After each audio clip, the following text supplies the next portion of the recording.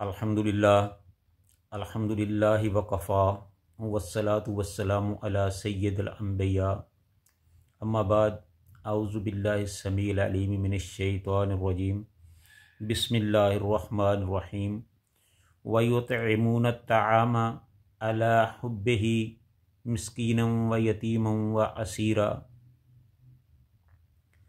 और वो खाना खिलाते हैं इसकी मोहब्बत पर मिस्कीन, यतीम और कैदी को। हर किस्म की हम्द व सना,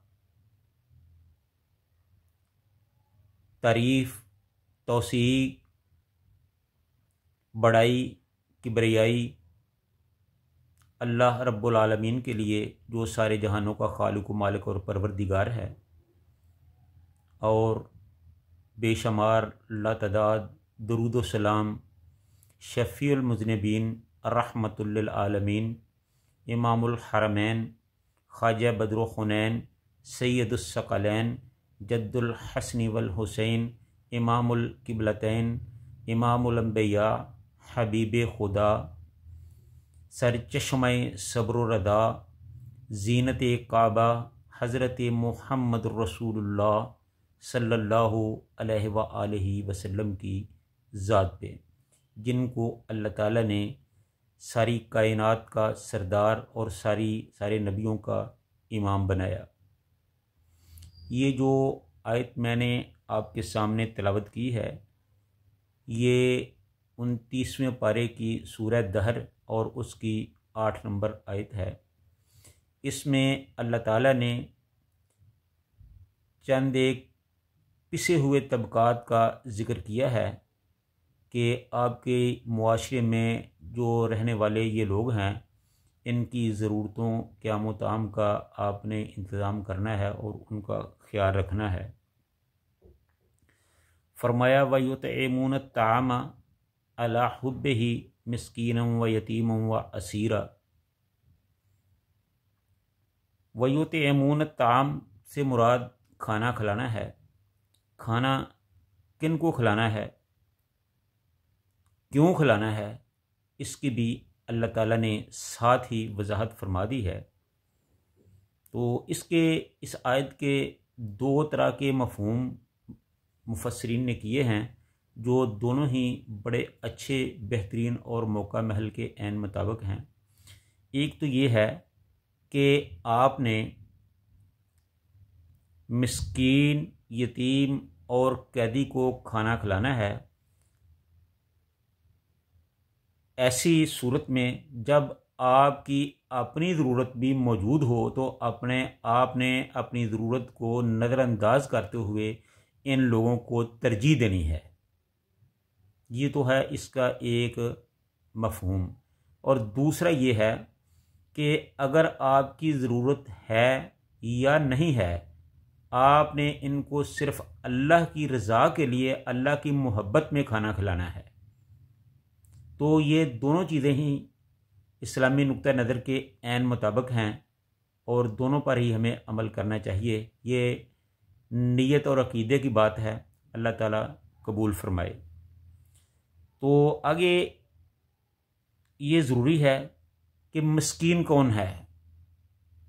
व युतइमून अत्तआमा अला हुब्बिही, आपने इन लोगों को अल्लाह की मोहब्बत में खाना खिलाना है। किन को?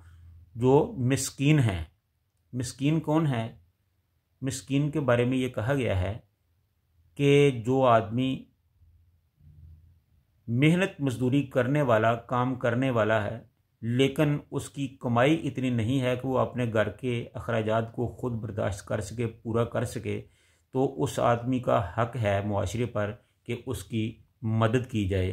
तो ऐसे आदमी को जिसकी कमाई उसके लिए काफ़ी ना हो, उसको मिस्कीन कहा जाता है।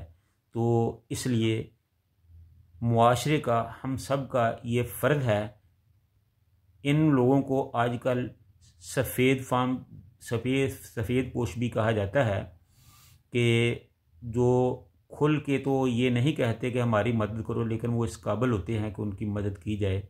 तो ऐसे लोगों को सफ़ेद पोश कहा जाता है। तो इसलिए इन लोगों को मदद की सख्त ज़रूरत होती है। तो हमें चाहिए कि हम इन लोगों की मदद करें। ये हैं मिस्कीन या गरीब लोग।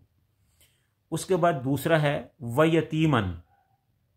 यतीम ज़ाहिर है कि आप भी जानते हो, यतीम उसे कहते हैं कि छोटी उम्र में जिसका बाप फौत हो जाए या दोनों फौत हो जाएं, तो वो अपने रहने सहने के लिए, अपनी ज़िंदगी की गाड़ी को आगे चलाने के लिए उनके पास वसाइल ना हो, खाने पीने के, पहनने के उनके पास इंतज़ामात ना हो, ना वो कर सकता हो, ना उनके अपने बस में हो, तो ऐसे यतीम लोगों के लिए भी अल्लाह ताला ने हुक्म दिया है कि आप इनकी ज़रूरियात का ख्याल रखें और उनको खाना खिलाएं, उनको पहनाएं, जो भी उनकी ज़रूरत और हाजत है उनको पूरा किया जाए।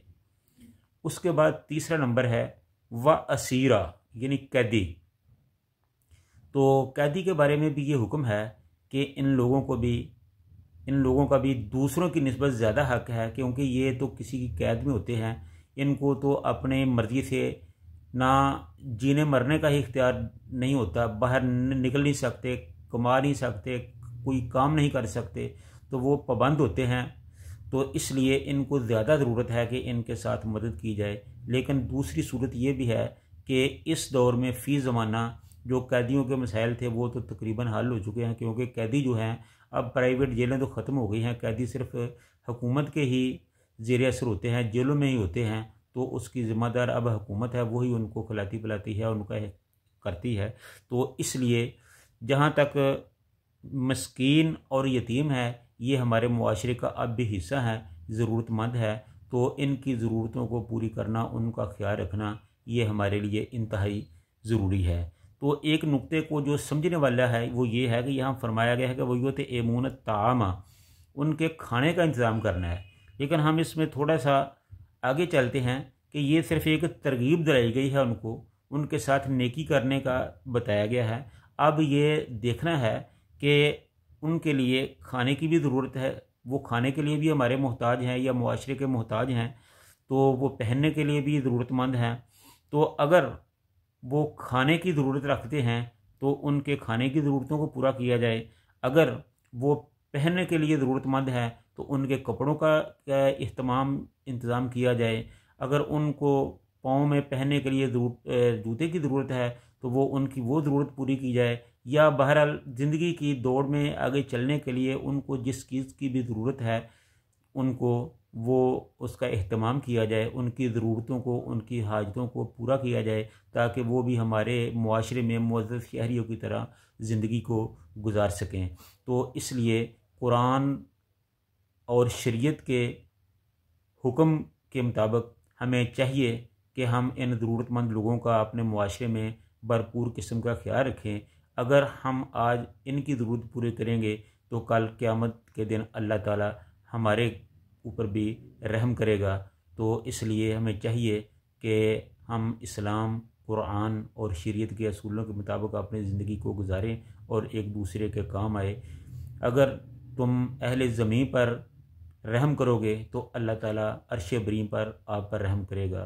तो अल्लाह ताला हम सब को नेकी की तौफ़ीक अता फ़रमाए। व आखिरु दावाना अनिल हम्दुलिल्लाहि रब्बिल आलमीन।